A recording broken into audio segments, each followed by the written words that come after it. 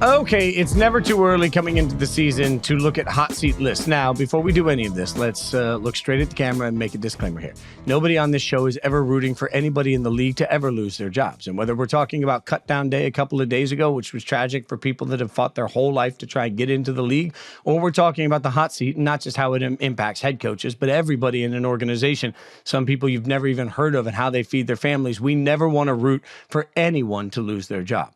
That being said, as we come into the season, certainly there are franchises that have a seat that's a little hotter than others. So I figured that we take a look at some of these, maybe rank them.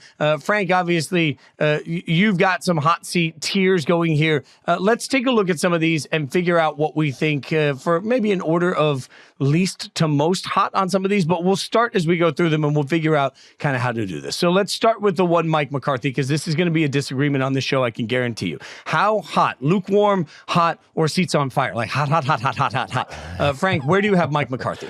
I think this is kind of a hot seat, hot take, but I don't think McCarthy is really that hot on the hot seat. He's more lukewarm because for all we talk about Jerry Jones, like he just fires guys left and right. Jerry Jones is like the most patient owner in the NFL other than the Steelers owner when it comes to firing coaches. I think he's only fired one coach in like the last 14 years, and it was Wade Phillips in the middle of the year or something like that. Since then, it was Jason Garrett the one time. Which Jason Garrett technically was not fired. His contract expired and was not renewed. Yeah. So, I mean, it's not like Jerry's just firing his like we act like it. We're like, oh, Jerry's firing Mike McCarthy at halftime of this Packers game. He doesn't operate that way. So, but I do think he's got to be on this list because if the Cowboys struggle, if they miss the playoffs, which they could, I don't think they will, but they could, then I think it would almost be, you'd almost have to make a move. Like he just paid a bunch of money to CeeDee Lamb. He might pay a bunch of money to Dak Prescott. You can't even make the playoffs right now. I think Mike McCarthy might be in trouble, but not because they go to the second round and they lose to the Lions or something in a 4-point game. I don't think he'd get fired then, even though every single person in America would be like, that's it. McCarthy didn't make the Super Bowl. He's fired. I don't think he's on that hot of a seat. I don't think either one of us here agree with that either. I think there are two major factors that work against Mike McCarthy. The first is Jerry Jones didn't need someone when he hired Mike McCarthy who could win in the regular season. Jason Garrett could get a team to play very well in the regular season. He could get them to win the division every year in a pretty competitive division with the Eagles. He had that. He wanted someone who could help break this playoff drought, who had been to the Super Bowl and could take it back. And now that's been 2020, 2021, 2, 3. We're on year 5 of that. And 4 of those years, he's had a healthy enough roster that they should have been able to advance, and they have not made it back to the Super Bowl or even the NFC Championship game for an appearance. I really think that they need to get to a conference championship game for them to feel good about this season. Now, the other thing is that while Jerry is not rushing to fire coaches, I think he was intentional about leaving Mike on the final year of his deal this year. And I also think that Jerry cares a lot about how he can sell this to the fan base because Jerry is the general manager and the team owner. And so while the general manager said this year, I want to keep McCarthy because they've won 12 games the last 3 years, Jerry, the team owner, is going to be well aware throughout this season that Bill Belichick is waiting and that he would absolutely love for that. Now, there are still questions we could ask ourselves about whether they would work well together. I think we all remember that story where Jerry kept trying to ensure me, even when I wasn't really asking, that they could work well together. But I do think that Jerry is going to start to make comments late in the season, or at least in the playoffs, if Mike doesn't do what he wants him to do about like, well, I know that Bill would love to come play here, let's come coach here. And so I think that that is a legitimate factor that Jerry is going to factor in. So would you say lukewarm, hot, or seats on fire? I would say, what's between lukewarm and hot? Warm? Warm? Okay. Warm. Not seat, lukewarm, warm. You can't sell that warm seat post to the editors. I'll tell you that. Like he's on the warm seat. I'll say lukewarm. I'll say lukewarm. They won 12 games the last 3 years. Yeah, I know. I thought we were going to have a heated debate on this, but we all agree. Like I wouldn't even put him on the list. Like the chances of Fitz, he's got to be on the list. Look, if the Cowboys are not putting him on the list, he would have gotten an extension after. If the Cowboys implode, did you watch the game against the Packers? Of course, we all did. We all saw the game against the Packers, and if the yet Cowboys, you don't think he's even on the list? No, I just because Jerry is wildly patient. Like if he didn't get fired last year for the Packers debacle, what's he going to get fired for this year? Yeah, if the Packers going implode, back to what you then said earlier on the show, you're telling me you think that Dak is going to not. Oh, you think there's no Dak, but McCarthy is staying? Yes, I think McCarthy is the coach of a different quarterback next year. Yes. I think Dak is choosing his way out. The most important part of it, like, look, I've had the chance in my career to work a pretty good amount with Stephen A. Stephen A. has figured out how to make money, and he makes money by talking about the Cowboys. So unfortunately, because the Cowboys and everything Dallas related becomes a social media phenomenon for ESPN, we've all been sucked into this tornado of just bad takes around the Cowboys. And it just happens over and over and over again. Like, I think Frank made a really important point. Jerry Jones is not an impatient owner by any stretch of the imagination. So, like, at what point do we recalibrate the way we look at the Cowboys for who they are now, not for who Jerry Jones was in the 90s? Like, I'm different than I was in the 90s. Like, I think we all evolve in this process. Jerry Jones, pretty patient. Mike McCarthy's going to turn around and have a big year. I don't think Dallas is going to fall off the cliff. If the Cowboys suddenly win 6 games, yes, he's going to get fired. But right now, is there any reason for me to think that his seat's even lukewarm? No, I think, frankly, the Cowboys could go to the playoffs, lose a playoff game, and Mike McCarthy would still come back. Wow. I think do McCarthy's not agree with that. Wow. And I also think that you have to remember which games is Mike McCarthy winning, because there's only so many times you can beat the Commanders and Giants and still get to keep your job. You lost last year. You can't beat San Francisco. If you're never going to beat San Francisco, you're not going to be able to advance to the NFC title game. Yeah, but we could use that same argument for the Bills. San Francisco, Miami, so do we fire Sean Buffalo. McDermott because he can't beat the Chiefs? People want to fire Sean McDermott. Yeah, and the Bills beat the Cowboys last year. San Francisco, Miami, Buffalo, Green Bay. There were just all these teams that were better than the Cowboys. Green Bay, they just couldn't beat any of them. You have to be able to beat the teams that are better than you, especially the ones in your conference, if you want to keep doing this. Yeah, Jerry Jones did not hire him to win 12 games. He hired him to win playoff games. But again, I'll use the same argument then. Like, are we going to freak out about Josh Allen and Sean McDermott if they again lose to the Chiefs? Or do we just step back and say, man, the Chiefs are really good? Like, we seem to apply benefit of the doubt to franchises without the star on their helmet that we don't apply to the Cowboys. Patrick Mahomes and Jordan Love should not be put on the same situation in the playoffs last year. But it doesn't change the inevitability of what you're facing every year. Like, if the Cowboys go in and lose in the playoffs to a team like the Lions that go on to win the Super Bowl, I'm not going to let's just say that happens. I'm not going to turn around and fire my coach because he lost to the eventual Super Bowl champions. It doesn't make any sense to me. If you were going to fire him for losing an inexcusable playoff game where your team came out flat and you have no reason to understand why your talent didn't live up to expectation, you could have done that 7 months ago. But he didn't do that. So, like, what's suddenly going to happen this year that's the special sauce that will get a different result out of Jerry? I think that Josh Allen has played in 10 playoff games and won 5 of them, and Dak's played in 7 and won 2 of them. And so I do think that there's a difference there. It's contextual here because Cowboys make the playoffs and lose a playoff game. Well, is it the kind of Eagles situation where you barely make the playoffs, you limp in and you get blown out by the NFC South champs? Or is it, like you said, Fitz, do they lose a close game to the Lions after winning the NFC East championship? Like, there's a lot of contextuality between how you lose in the playoffs. I think that would determine whether Jerry might be nudged. Because I think what you said, what changes? Like, this happened 7 months ago and he didn't fire the guy. What would change?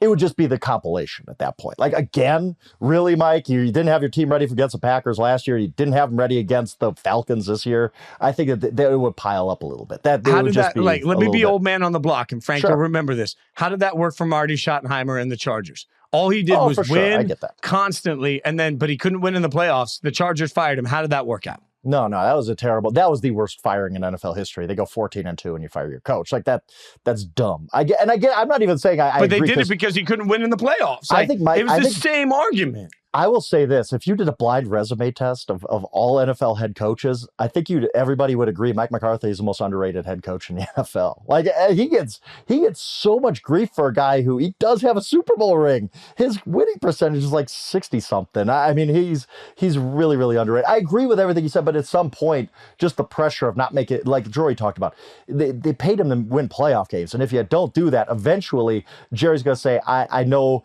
that something needs to change. And the easiest thing to change is Mike McCarthy, and let's go and see if Bill Belichick's available or whatever. Well, yeah, so I want to ask both of you. Do you guys think it's more likely in the next 5 years that the Cowboys could win the Super Bowl or at least even get to the NFC title game with Bill Belichick as coach or Mike McCarthy as coach? Ooh, probably McCarthy, because Belichick would come in and make personnel changes. That's a weird way to answer that question, I guess. Right, I'm not sure it's Belichick, but I think that is the question that Jerry and Steven are going to be asking themselves. Right.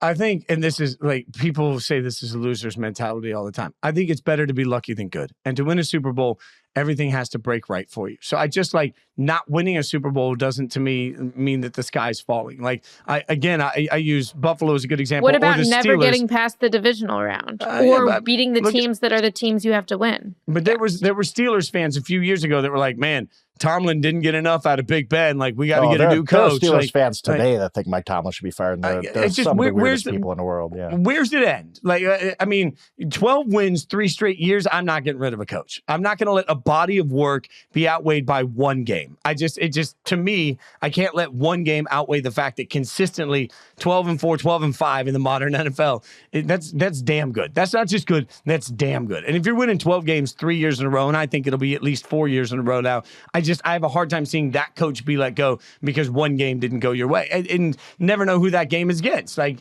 it depends. If you lose a home game in the playoffs to a team that's absolutely pathetic, that's probably different than losing a road game in the playoffs to a juggernaut that goes on to win the Super Bowl. I think last year they lost a home game in the playoffs to the 7th seed, and they were the only ones who lost at home in that round. Yeah, but we turned and around it was and not close. We've used the that team as wasn't a reason, pathetic, but we've used that as the reason that Jordan Love is unstoppable all of a sudden. It's like, look at what Jordan Love did. Yeah, we did. Yeah, I think that you also just need to think is not all 12 games are created equally. I understand that in the playoffs, a win is a win, but I think that the type of wins you have in the regular season are relevant when you get to the playoffs, and I think they need to beat better teams this year.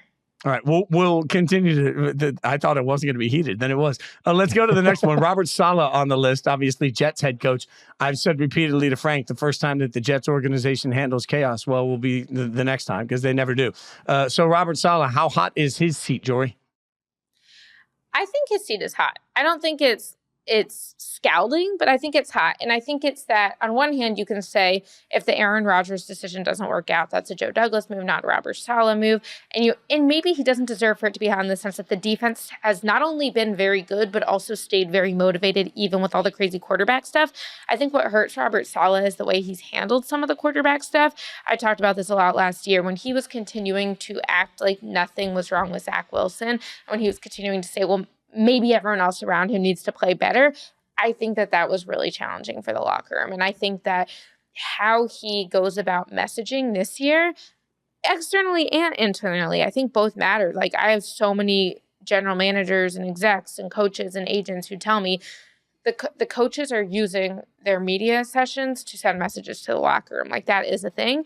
And when he was saying last year that it wasn't Zach, it was the people around him, or that it was not only Zach, I think that was really challenging. So I think his seat is hot, but I also think that they have a lot of talent. So I think they should be able to overcome a hot seat. I think Jori's talked me off of scalding onto maybe just hot, but I do think, let's put it this way. I think that of all the coaches in the NFL, including Nick Sirianni, nobody needs a better hot start than Robert Saleh. Because if this team gets off to a bad start, he's gone. Like, they have so much invested in this one season. It's rare to see this in the NFL. You think he'd be gone in the middle of the season? I do. They're 2-5. Like, that's what I'm talking about. Like, I'm not talking about you need to be 7-0, but if they're 3-4 even, I think there's going to be a lot of chatter of we're all in on this season. You don't see that in the modern NFL very often, where it is 100% about 2024, 2025. Everything's going to change one way or another, right? We know that. And I think that they're so invested in this one season that I think ownership, unless there's an Aaron Rodgers injury or something, they're going to say, well, you got the quarterback now and you're 2-5. Something's got to change. We're all in on this season. We can't afford to just go 8-9 this year and then everything changes. I think that he's under the most pressure early in the season to get off to a good start. I think they're going to get off to a good start. I think they're going to be a very good football team, but I don't think there's not another coach in the NFL I would say needs a hot start more than Robert Saleh, just because I don't know that he could survive a really, really bad start to the season. Well, and it's interesting because going back to their mini camp situation where Aaron Rodgers decided to go to Egypt rather than to come to practice, and Robert Saleh said he is an unexcused absence. I appreciate what Saleh was doing in terms of the message he's sending to the team that no one is bigger than the team. From a job security standpoint, maybe he should want to view Aaron Rodgers as bigger than the team, because I think that that is how the Jets organization is operating. So I think that if Aaron is upset at Saleh, that will hurt his chances of sticking around. But when you look at their schedule, I mean, the Jets against the Niners week 1, I think that is actually going to be a really good game, because Really even good. though the Niners are fantastic, the Jets defense is so good. You've got Aaron Rodgers.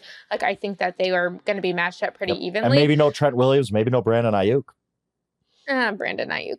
We do this every year with the Niners. Let's stop pretending that their holdouts mean anything. Literally, they always say Jori they is always get their spicy money. today. Jori is I'm like, wow. You're right. You're right, though. Yeah, you are. The Niners have more holdouts every year than the rest of the league combined, and no one goes anywhere. So I'm over. And this show, by the way, called it that he would be back with the 49ers. All three of us agreed on that. Go ahead, Jori.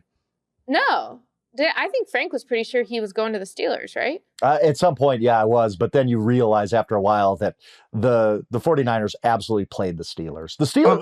Never mind that. Jori and I were right. Jori and I were convinced that he was back. Real quick, right. I'll give you my 30-second spiel here that if I was the Steelers, I would be pissed off because you got used. The 49ers clearly were not going into these trade talks genuinely. I think the Steelers went into it thinking, oh, we're trying to get a trade done. The 49ers went into it saying, let's set a market for Brandon Ayuk and use the Steelers as a pawn here. Like, that's what happened, right? Like, let's be honest. Let's be real. I don't think they ever intended to trade Brandon Ayuk. They just wanted somebody else to set the market so they could go back to Brandon Ayuk's people. And if I was the Steelers, I'd be like, that's so unprofessional and rude and terrible that I would never deal with the 49ers ever again.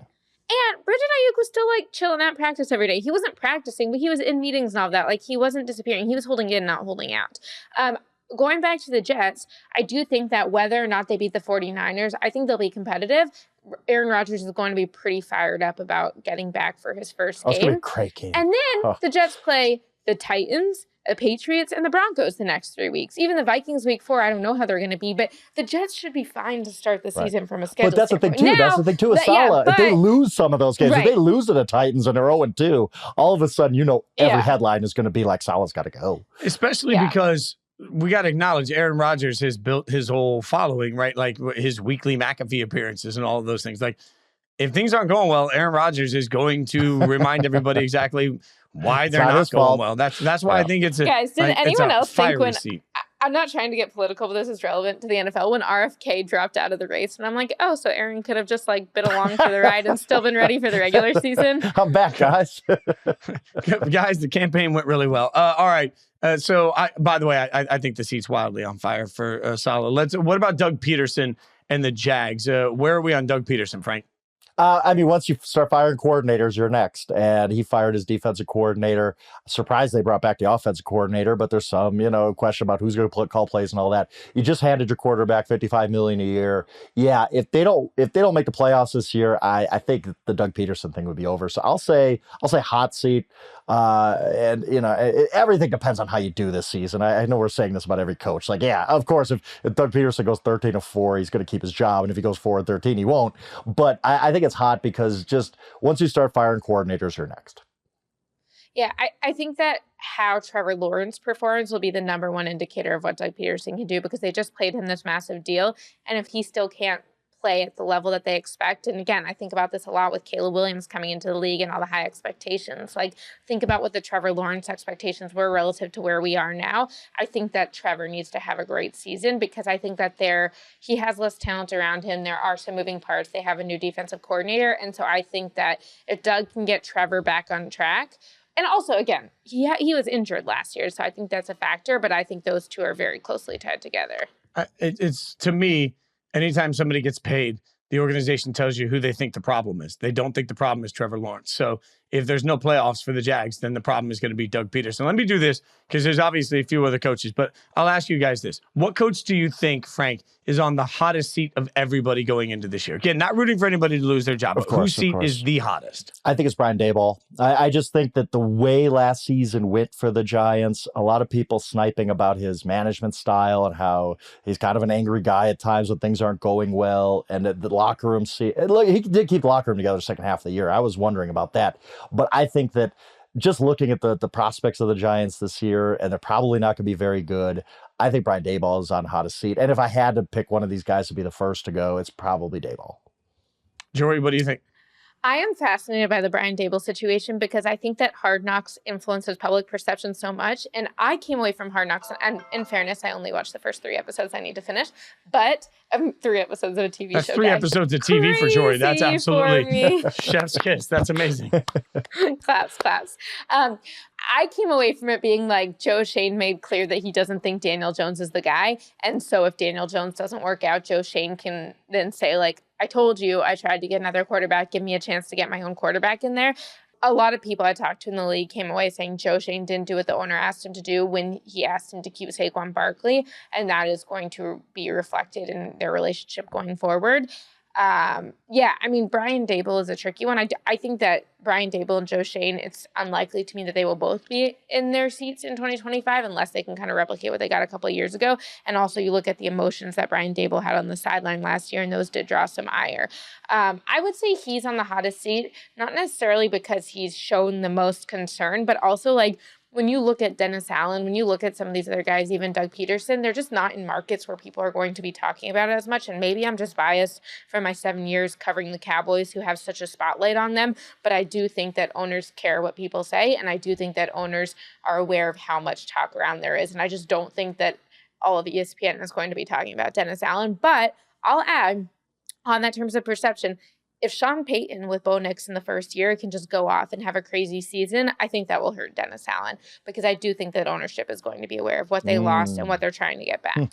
I think as much as Sirianni is a big part of the hottest seat, to me, Eberflus still stands at the top of the hot seat mountain. And it's simply because you mentioned expectations. That's fair. Maybe we don't talk about the Bears, but we will this year because Caleb comes in, not just Caleb, but everything around Caleb. There are so many expectations for this offense to go out and be dynamic. Most importantly, it's not even about wins and losses. It's about Caleb playing at an incredibly high level. And I think CJ Stroud honestly changed the way that we have grace and patience, right or wrong, with rookie quarterbacks. So Caleb's going to come out. I'm not saying he has to be CJ Stroud-like, but if Caleb struggles and if Caleb looks like he's closer to being Mitchell Trubisky than he is to CJ Stroud, the immediate seat there that goes on fire to me is Eberflus. I'm a little surprised they kept him. I don't think they get a lot of grace with Eberflus. So I think Caleb Williams forces the eyeballs on that one to make that sort of part of my pick. But what I'd ask you guys is, like, I look at what happened with Bryce Young last year just as much as I look at it with CJ Stroud. And is it really in the best interest of a franchise to bring in a quarterback, bring in these new pieces, and have them go through so much change in their first 2 years? I don't think historically we have seen a lot of good results, whether it's